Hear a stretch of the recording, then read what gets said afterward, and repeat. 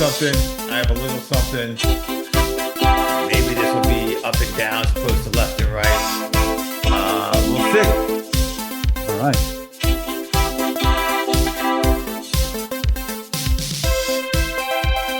Hey, I'm that bastard OB here with my Goose Chill co-host Ed.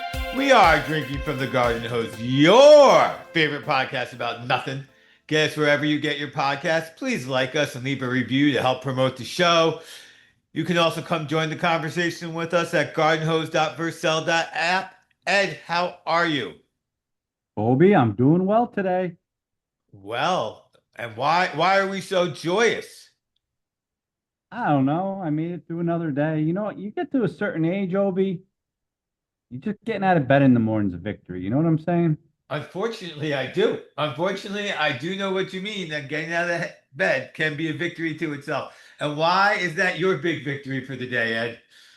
Oh, it's just my big victory every day, just getting out of bed. I mean, the fact that sometimes I can get out of bed and less things hurt, it's a beautiful thing. So that's all. Just making small talk. But Obi, I want to jump right into it because this past weekend I went away, went up to Saratoga, New York to bet on the ponies.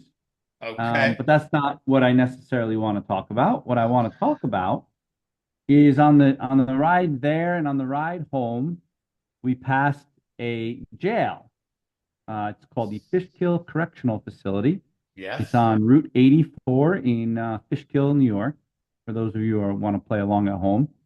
And I was remarking to my wife about the jail. I pointed to the jail. I go, oh, there's the jail I went to a Scared Straight program in 8th grade for. And she goes, what? And so I told her the story of when I was in 8th grade, how my whole youth and government class went into the jail, sat in a room full of murderers, and they proceeded to scream at us the whole time we were there. And it just got me thinking, like, Obi, first of all, did you ever do that? But second of all, that was like 40 years ago. Like, stuff like that can you imagine parents going, yep, sign my kid up for the murderers today? That wouldn't happen. I don't think it would happen. I don't know. I think Scared Straight still happens. I'm not going to Do lie. you? I do you know, think Scared Do you know Straight, anybody that's ever done a Scared Straight program before? other than you, I don't know a single person who's ever opted to having gone to a Scared Straight program. Maybe there was something about you in 8th grade that meant you needed to be scared straight at. So, I've been thinking about that, Obi. This whole thing, as I was telling my wife this story last night, got me thinking. I'm going to get to my conspiracy theory in a second on this. So remind me to get back there. But let me I want everyone to understand what this Scared Straight program was. There was our class, probably 30 kids, probably two sections of our class, right, of 8th grade. So probably 30 kids, not the whole 8th grade, right? Just this youth and government class. And they put us in a room, and we were in a perimeter, sitting on the perimeter of the room, and the like 4 inmates, convicts, were in the middle, and there's like one guard in the room. And these guys started off by telling us what it was like to be in prison. So I learned that it is possible to get shivved while you're taking a dump, which is not a nice way to go. I also Wait. Do you mean it's not a nice way to die or not a nice way to take a dump?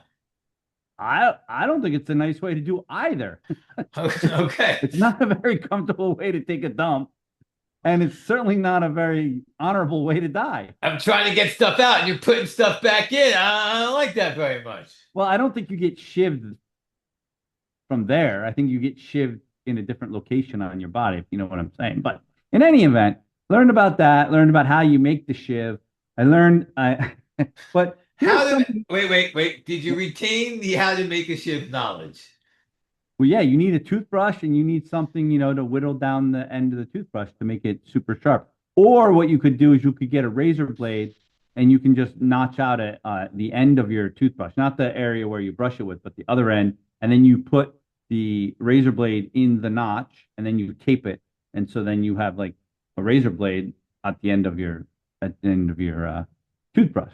Yeah. Is this a pushing razor blade or a slicing Are you gonna? Is it like you're gonna Well, it pull would the? be it would be a razor blade that you would use to maybe scrape a sticker off of your car window or something, but they turn it on its side so that it's a, it's gonna stab into you or Okay. cut your ass. I'm glad you really know the details here. So you did pay attention in eighth grade on Bro, how to build a bro, ship. I'm gonna I am tell you in a proud of you. second. I'm gonna tell you in a second why I paid attention because I was remarking to my wife that we're around the perimeter, and this is important because we're against the wall, and these guys would come around to you and they would look at you and they would make sure you were paying attention. But they this was one saying they had: "Don't you effing eyeball me, punk! Don't you eyeball me!" And they would drop the f bomb. They one kid they said, "You eyeball me one more time, I'm gonna put your effing head through that wall." And it wasn't to me. None of this was to me. These were actually the effing the head into the effing wall was the kid right next to me. So I'm being told not to eyeball these guys, but how could I not look over there at what was going on there? Because I don't know, it's pretty amazing. And then my wife goes, "Well, I mean, they're not going to do anything to you." I said, "Really?" So think about this for a second. They're convicted murderers. There's one guard in the room who's on the other side of the room. If these guys wanted to put your head through the wall, they could put your head. No one's going to stop them. No one's going to stop them. So that was the thing. Don't eyeball me, right? So they're yelling at you. It felt like boot camp that I never went to, but there's that part. But then there was the other part. I told you about the shiv. But this is the craziest thing. And my parents signed a permission slip for this. Again, I'm telling you, I don't think parents will sign up for this.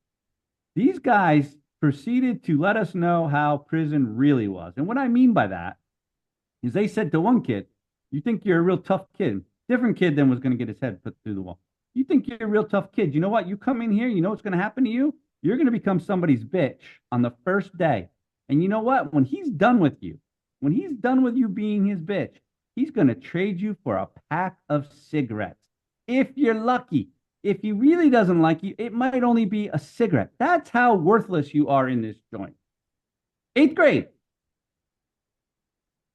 You don't have a problem with this, Opie. You think I mean, I've you, heard this program exists. I've heard these stories before. Like I said, you're the only one I know who will actually cop to having been to one of these stitches sketches. Let me ask you, did anyone in that group that you are aware of end up in prison anyway?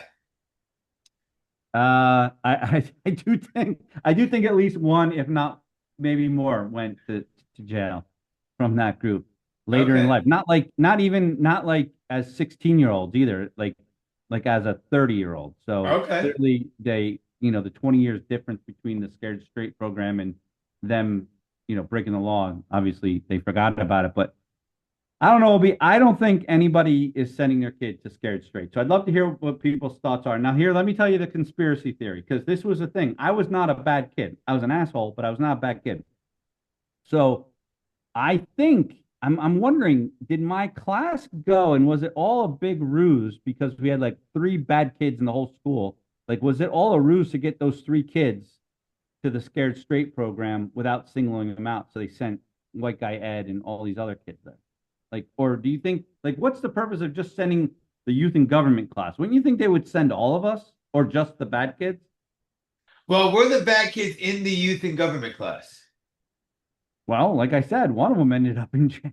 And listen, there's But a couple other smart ass. I'm gonna tell you was right that now. embezzlement that he ended up in jail? 'Cause, you can't pick out the embezzlers when they're young. They're I'm gonna sneaky. tell you. I'm gonna tell you. The reason the kid was gonna get his head smacked. This is a different kid, by the way. The kid was gonna get his head smacked through the effing wall. Was he was like leaning back in his chair, like he didn't give a crap.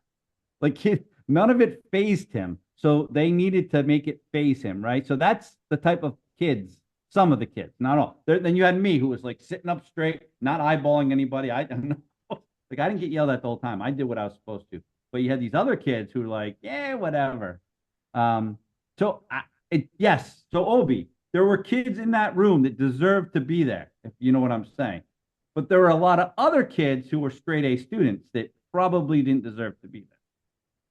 Well, I think you've shown the whole problem with the scared straight program, right? It's that you can't just be like, you're an idiot, you go. The rest of you guys can stay. They don't seem to be doing that when maybe they should. I don't know. I'm not really sure. But anyway, so that was just a little trip down memory lane as I drove by the Fishkill Correctional. So, Okay. Obi, I got one more thing for you. And I know you actually told me that you actually wrote something in your notebook. We'll get to that in a second. But I got one other thing for you. I know I talked about this before, but I can't help myself to bring it up again. So I know people are going to say, Ed, you've already talked about it.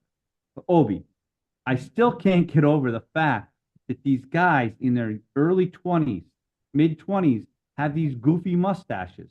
I'm up at Saratoga again. You talk about my mustache? No, your mustache is goofy, but you're not. It's the you know what I'm talking about. It's these It's like if you watch Top Gun, the second Top Gun, Miles Teller, Goose's son had a goofy mustache, right? These are the mustaches I'm talking about. I think we all know it. Just Google 20-something-year-old man, and he's got a mustache. I don't get it. These guys are in photographs. They're going to weddings dressed like looking like this, and we are gaslighting a whole generation of young ladies thinking this is acceptable. I'm sorry, I've talked about it before, but I can't get over it. So, listen, maybe you're wrong. No, I'm not wrong. I'm wrong on some things. I'm wrong on fashion. I might even be wrong on hairstyle. Although the mullet is coming back, I think that's awesome. But this mustache thing has got to go. So this is Yeah, what oh we're yeah, trying to that stop mustache. right there. The I don't have it's not a big mustache like mine. It's not full fur. It's very well trimmed, very close to the face. Almost looks like a stick-on mustache, like the Yeah. little stickers. And It's it's not a mustache of the kid who has never shaved and it's finally starting to grow in, so it looks like a dirty upper lip. I'm not talking about that mustache. I mean, that's got its own issue. I'm talking about the mustache you just showed on the screen. okay. Well, um, it's a less than ideal mustache. I will give you that. I'm not. Have you If, noticed an uptick of young men walking around looking like that? no, I haven't. Oh my God, you should open your eyes when you go outside Well, because this I is will, what I they're will, doing. I have a 20 something, I have two 20 something year olds, almost F two 20 something year olds. I will share this pic with them and ask if they have friends who are sporting that style of mustache. I do know that the other day told my son he should go with the mustache free beard because his mustache is just not good. So his So I beard don't is have a problem. good. And again, I don't have a problem with the mustache with the beard. Beards I, are fine. I And of know. course, I'm biased because I have one, but I think beards are perfectly acceptable.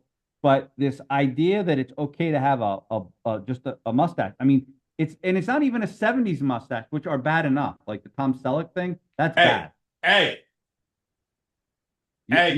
you know how I feel about your mustache. But my point is, it's even worse, Obi. You're over the hill anyway. Who gives a shit what you look like? That's very true because that is a mustache on somebody who is the thing about the mustache, the Miles Teller mustache, as we'll call it, is it is impeccably groomed. Like you have to work hard to have your mustache like that. It's very short. It's very well groomed. You are spending a lot of time on that mustache, To look like a fool. Yeah, a lot of and time to look like a fool. it doesn't give off strength. I'll agree with you there. It gives off a certain. It doesn't have that power that you might want in a good mustache. No. And then, and another trend that they're pairing it with. I mean, I saw it at Saratoga. I see it But at Yankee but games. I see it are wherever are I you go. are you noticing this? You think more because these are the men who are coming up and talking to your daughter? Oh, no. First of all, men do not talk to my daughter when she's with me. They're smart. At least we haven't met a dumb enough one that doesn't know that that's not the right thing to do. But no, here's the other thing, Obi, I've noticed. This also is crazy. Shorts on men are getting shorter. So you have these guys walking around with like short. I'm telling you, it's going back to the 70s. They're wearing Okay, like short shorts all right. So and I was about to mustaches. say, like the short shorts, have all, and you're right. They're going back up, but Yeah, they go all the time, up and down, up and yeah, down. but right now the trend is mustache and short shorts. It's a bad look. Well, isn't that Pedro from that movie? Isn't that his look? Well, first, so a couple things. Pedro, I don't think, I think Pedro wore jeans the whole time. I don't think he wore. Okay. I'm talking about short khaki shorts, by the way. I'm not talking about those short gym shorts. I mean, that's bad too. Nobody should wear those. But I'm talking about like khaki shorts that are like instead of a 9 inch inseam, like a 5 inch inseam. So there's like a khaki short comeback with 5 inch inseam and this goofy mustache. So those are And the Pedro's shorts. mustache was a dirty upper lip mustache. So I'm not talking about that either. Those shorts that you're talking about are the shorts that my gym teachers used to wear. Yes and no. Your gym teachers wore what we'll call bike, but made coach. They were coach shorts made by Bike, the company Bike, right? They were gray polyester. They had snaps on the pockets. We know exactly what they are, but I'm not talking about. I'm talking about khaki shorts that just happen to look like those freaking things.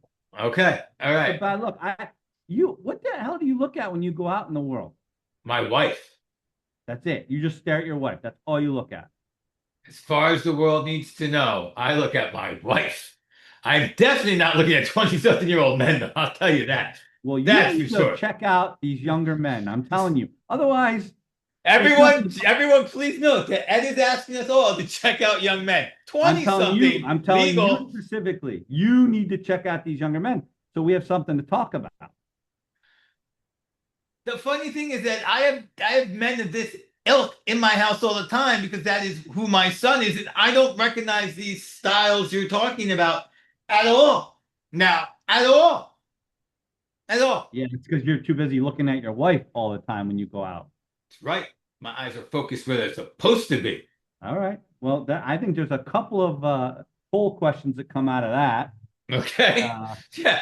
Including, should Ed continue looking at young men? Make no, sure that's a question. that's actually not the question that's going to be asked unless you get there first. Which I might. Oh, for one time only. So, Obi, you said you actually filled something out in your notebook. What do you got? I do have something in my notebook. Interestingly enough, I have an issue that I need your advice on. So it turns out that I have a business trip I'm leaving on tomorrow. That's why we're filming on Monday night, and this may not actually get posted till Saturday because I'm away all week. And I'm taking a flight, and I'm taking a carry-on bag only, and it's a business trip.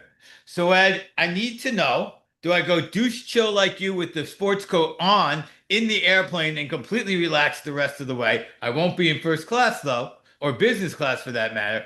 Or do I try to pack my sports coat and use the steamer because I will not have a business meeting on the day I arrive? What is the official non-douche chill way to make these travel arrangements? All right. I think here's the deal. I think anytime you can avoid the steamer or an iron for your jacket, I think you got to do it. So I think what you do is you wear the jacket on the plane, and worst case, you take the jacket off, fold it, and put it in the overhead compartment, and you don't wear it the whole flight. Since you're not in first class, you probably should not wear it the whole flight. You should take it off, put it in the overhead bin. That's what I would say. If you were in first class, you know what I'm going to tell you. You should wear it the whole flight. Yeah, that's what I figured you're talking about first class, but yeah, this is an hour flight. So I don't even know if there is a first class. I think there's only the exit row. I think that's as first class as you get on this little puddle jumper. Oh, an hour flight is a no-brainer with the jacket then. It's only an hour flight. It's not that uncomfortable. Just wear the jacket. I think you got to go all in on the jacket. That way you don't need the steamer. But I've told you this before. You could buy the suit that I have where you can pack it in your carry-on and then it comes out and it's wrinkle-free. Interestingly enough, I just bought several new jackets, and I couldn't stomach getting that many jackets as I needed for the price of your one jacket. So they weren't cheap jackets, but they weren't as expensive as that jacket when I had to get four jackets. I completely redid Yeah. my jacket situation.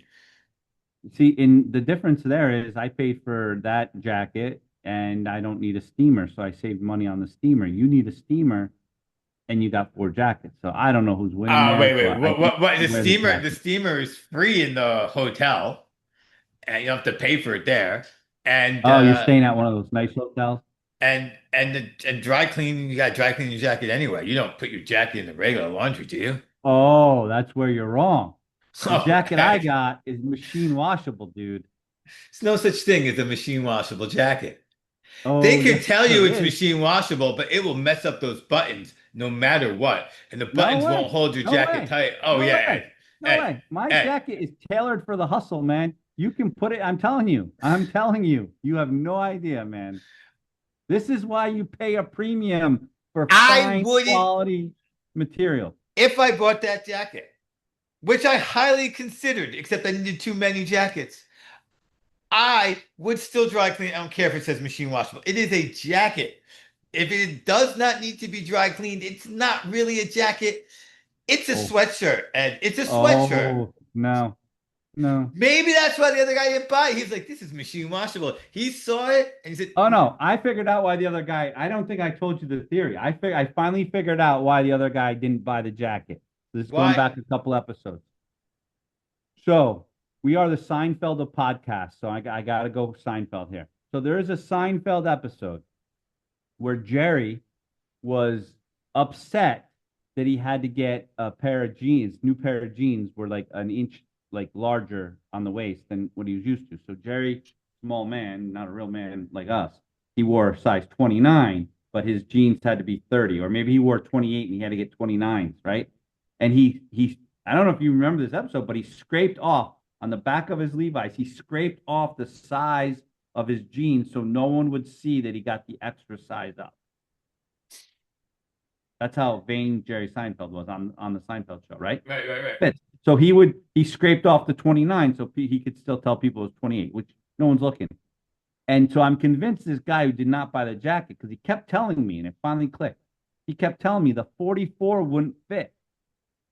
So I had to return it. And my point was like, so what if the 44 doesn't return it and get a 46? Who gives a shit? And he's like, no, the 44. He never said, he just said, no, the 44 won't fit. And every time I said, well, get the effing 46, he would just say, no, the 44. So I figured it out. He has a thing. He only wears a 44. If it's not a 44, he's not wearing it. Okay. Well, uh, sometimes you gotta stick to your guns. I think that's weird. Who cares if it's a large, extra large, or double XL? Who cares if it's a 44, 46, or 50?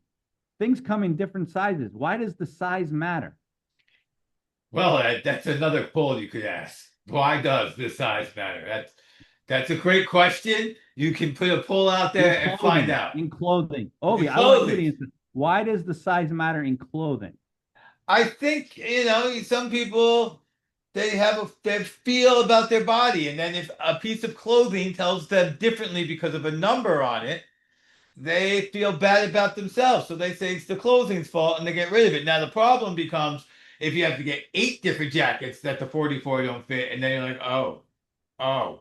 But if you're like, I'm a 44 and I'm a medium, and I know that like in a t-shirt, there are some companies they cut their mediums and I can squeeze in. Especially if it's like a sweatery thing. But if it's a t-shirt, sometimes I can't. I gotta go up to the large because I still have a little belly here. And that pouch shows, and so you got to deal. And other times, you're like our friend. You get all bent out of shape when you have to buy a large. You're like, I'm a medium. I guess it's a. People have body issues. I guess that's part of it. And everyone's got their own thing. You needed to be scared straight. You didn't even realize how bad of a kid you were. That's true. Maybe my memory's all wrong, and maybe it wasn't my youth and government class. It was just that teacher who went with all the bad kids, and I thought it was my youth and government class. You could ask your mother. You know what? If it wasn't your youth and government class and you were a bad kid, that would suck. The charm is that we suck. I'm Obi. That's Ed. Catch us next time on Drinking from the Garden.